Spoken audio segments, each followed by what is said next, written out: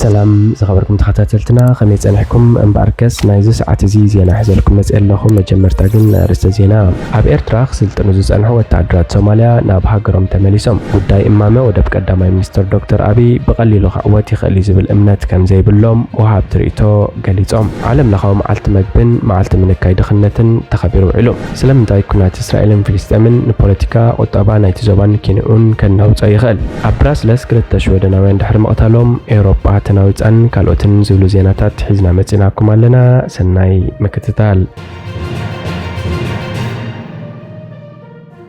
ኣብ ስልጠና ጸንሑ ወታደራት ሶማሊያ ናብ ሃገሮም ተመሊሶም ኣብ ኤርትራ ንዓመታት ወታደራዊ ስልጠና ክወስዱ ጸንሑ ኣባላት ሰራዊት ሶማሊያ ብሶኒ 16 ጥቅምቲ ናብ መቃድሾ ከም ዝኣተው ፕሬዝደንት እቲ ሃገር ሓቢሩ ፕሬዝደንት ሓሰን ሼክ መሐሙድ ብኤክስ ኣብ ዝዘርግሖ ሓበሬታ ብሶኒ ካብ ኤርትራ ናብ ሃገሮም ዝተመልሱ ወታደራት ከም ዝተቐበለ ኣፍሊጡ ኣገልግሎት ዜና ሶማሊያ ሶና ኣብ ዝዘርግሖ ሓበሬታ እቲ ፕሬዝደንት ኣብ መደበር ሓይሊ ኣየር ሶማሊያ ተረኺቡ ነቶም ንልዕሊ 5 ዓመታት ኣብ ኤርትራ ጸንሑ ወታደራት ከም ዝተቐበሎም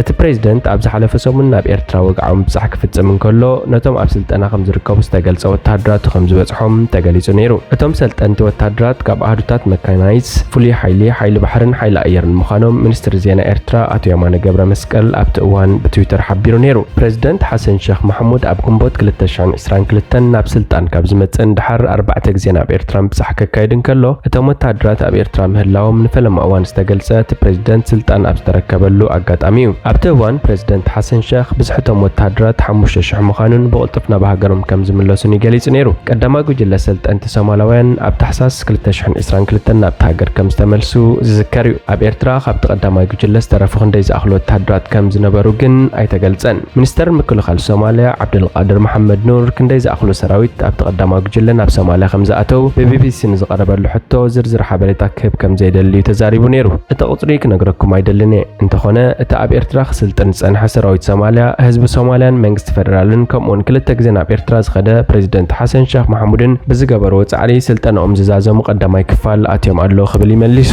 ኤርትራን ሶማልያን ኣብ መፋርቕ 2018 ጀሚረን ዲፕሎማስያዊ ዝምድናን ብምምሕያሽ ክሳብ ወታደራዊ ምትሕጋዝ ክገብራ ምብቃዕን ይፍለጥ እዚ ከምዚ ኢሉ እንከሎ ትማሊ ኣብ ከተማ መቃድሾ ኣብ ሓደ ቤት መግቢ ብዝተፈጸመ ርእሰ ቅትለታዊ መጥቃዕቲ ሓደ ሶማልያዊ ጋዜጠኛ ተቐቲሉ እቲ ምሸት ሰዓት 9 ዝተፈጸመ መጥቃዕቲ ካልኦት 4 ሰባት ከም ዘቆሰለን ብጉጅለ አልሸባብ ከም ዝተፈጸመን ፖሊስ ሓቢሩ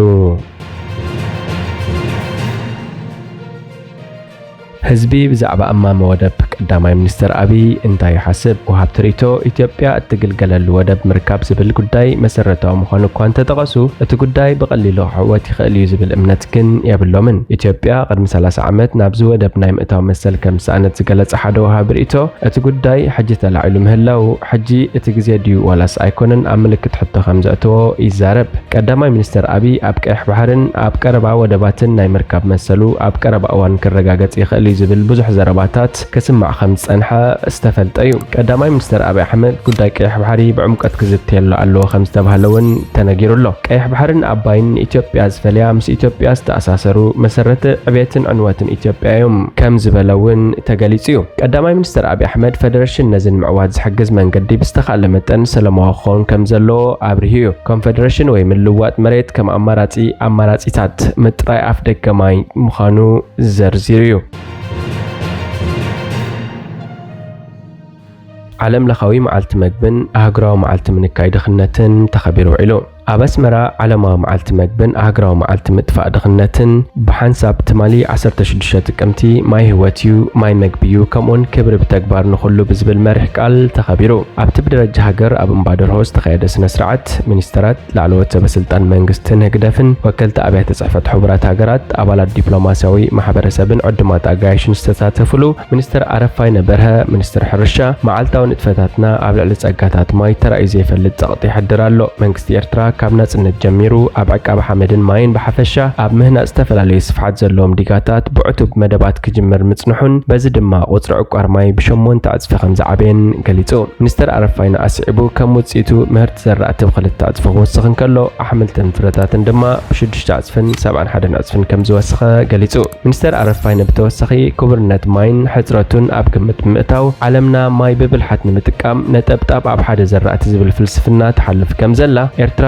بقصالي كاب مسنو ناب صقتي زلو مسنو بمسغار نت زنباله تختلو خمزلا قاليصو مستر انياس جوما التحبابري نوبار حبرات هاجرات اب ارترا امل العالم استات 780 مليون سباتي تامي خمزلو درجه 50 مليون هزانات بخبيد دخنت ناي موت حدقا يودكو خمزلون مس كله جن ننايلومي عمت على مويساب او عد زوعل مولا 32 مئتاو تراي كم زخنن قاليصو اتو انياس جوما بتوسخي ارترا ام حدرا ماين هابتن كمون ام مدفع دخنت اتقبرو زلا غعزو من نقاق حزانتا معباله مخانو قاليصو ابت مدب استفلالي وكلت تكالاتن ابيات صحفات حبرات هاجراتن نتاخيبا مدر اسمعهم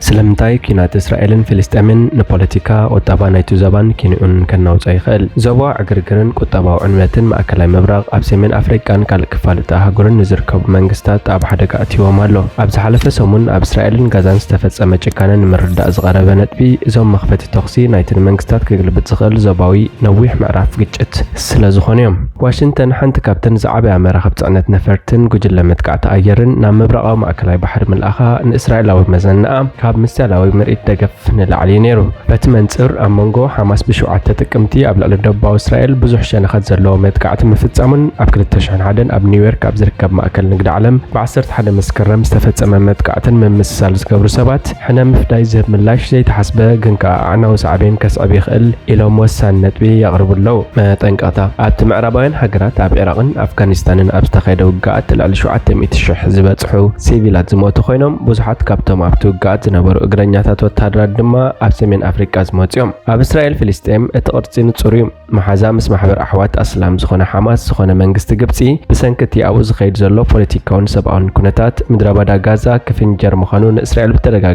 خمسة تنقاطها قاليتو قدامي منستر إسرائيل بنيامين نتنياهو ناتي جبس زقربت تقال فتسوم حسد كبل نتيجوا أول حتى حساس من رجعن زفت حجرة وطبعا أبزجات أمازولو بريزيدنت عبد الفتاح السيسي حزب جبسي نقل فلسطين نتجبروا النت هجر كسع خندي كم زدقفو يفلتيو قال كايرويان دحرت صورة عربي بعسر سلسلة تكمتي مس فلسطينيين بمتحببار أبدج مسجد الأزهر نابجونا تاتوتيوم نيرم بوليتيكا مرجعي السيسي إن دخل مثل زمس صحة زرقة حزبه تقامو ينيرو قرني قطبا حماق محدران إلك بالشونان زبا منجستات علامة فلسطين كدقفو زي مخالهم حدا خابتهم أب 2011 نتقد ميوز نبرو تادرا مرحة السيسي زخنا حسني مبارك زودقو تقاموتات صدي عرب نداد زهبو عبركتو زقابرو رقوحيتاتيوم السيسين منجست جبسم جغرافيا تاريخن أب بوليتيكا فلسطين تعاتيوم اللو أبز حلفة سمون حماس متقع تقدم مجمارو أستاد 5 عامتا تقدمو أب شدشة تكمتي شانشة عتميتن 73 استقايدو كيناتيوم كيبور حيلتات جبسي نكانال سويس سجيروم نابحو سدسيت سيناين سوريان بمئتو أب سمين نزركب جولان بمحازي جميرو نسرعتات عرب بزحفر سعر التزازيمو دحر شدشة عمت جبسي مس إسرائيل وعل سلام بمفرام نسينا داقماي تقاطاصيراتو حجي أبز دحر وايزوريا وق أب غازا سبسلطان جبسي إسرائيل هاجروم داقماي نابوق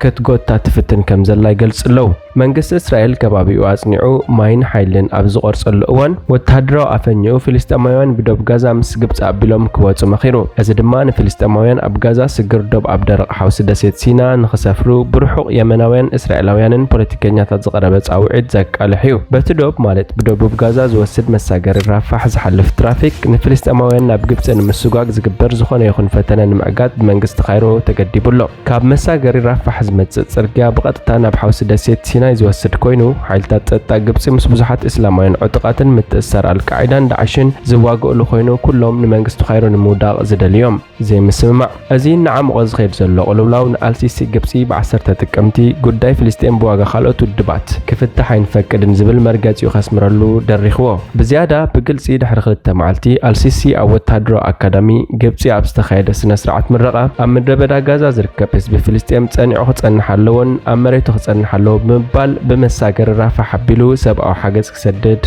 الاتيو ازي امنغو جبسن اسرائيلن زنبر ساحتي زران بزح كود سيبلون ناي زي مسمع مريتي نيرو كسا حجي كلتين هاجراتن تكالات صتانن اب صتا دوبات بقربات حبابيرنين ابز حلف سمون سبسلطان منستر غدايات وصا جبسي حيل حير اسرائيل اب كباب مساجر رافحن زركبو صرغياتات بومب بمندبداب نتوتري كم زعبيو كاسيسوم اسرائيل نمتقعت حماس دلونت كم زي بلا ابز تيل اوان دايركتور اغلغلوت صتا شين بيت زنبران بي بي سي ابزها بمغلصي زبزح منጭታት ሰብአው ስለያ ኣብ ጋዛ ከም ዝሰኣነት ገሊጹ ጸጥታ ግብጺ ብዛዕባ እቲ ኣብቲ ከባቢ ዝነበረ ምዕባለታት ኣዝዩ ዝሓሸ ሓበሬታ ዝረኸበ ይመስል ግብጺ ሓማስ ኣብ ካይሮ ዞባዊ ቤት ጽሕፈት ከካይድ እውን ትፈቅድ እያ እዚ ቤት ጽሕፈት እዚ ብጽኑዕ ክትትል ይግበረሉ ነይሩ እዚ ናይ መወዳእታ ኩናት ኣብ ጋዛ ኣብ መንጎ ሓማስን ሓይሊ ምክልኻል እስራኤልን ኣብ ዝካየዱ ጥራይ ዝተሓጽረ እንተኾይኑ ግብጺ ገና እንተኽስ ደው ንምባል ክትሽምግል ክትመጽእ ትኽእል እያ እስራኤል ንሓማስ ንምምሳስ ዘለዋ ቆራጽነት ኣብ ግምት ምእታው ግን ከምዚ ዓይነት ተግባር ዘይመስል እዩ እቲ ውግእ ኣብ ጋዛ ጥራይ ዝተሓጽረ ክኸውን እውን ተኽእሎ ዘሎ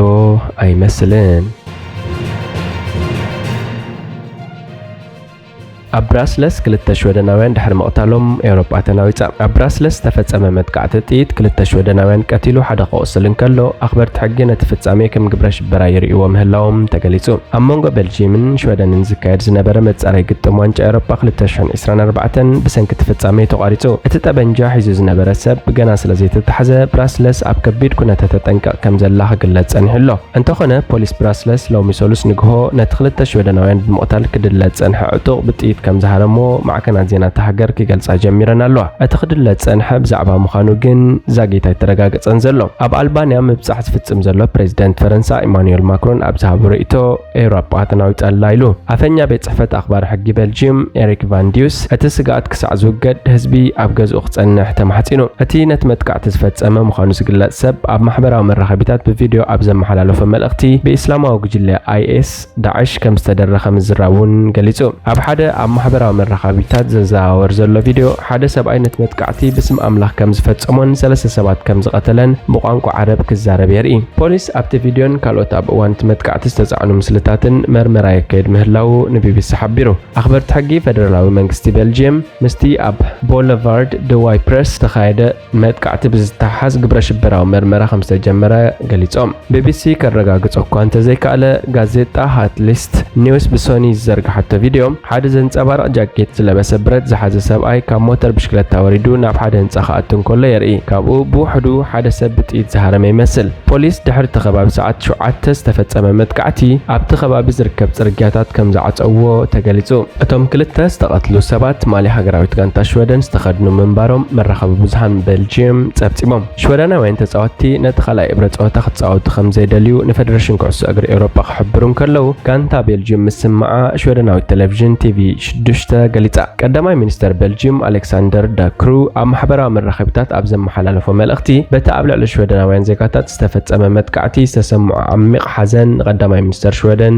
ገሊጹ ንስድራን መቕረብን እቶም ግዳያት እውን ጽንዓት ይሃብኩም ብምባል ከም ናይ ቀረባ መሻርክቲ ኣንጻር ግብረ ሽበራ እንገብሮ ቃልሲ ሓባራዊ እዩ ኢሉ ፕሬዚደንት ኤውሮጳ ኮሚሽን ኡርሱላ ቫን ደር ሌየን እውን ንስድራቶም ግዳያት ሓዘና ገሊጻ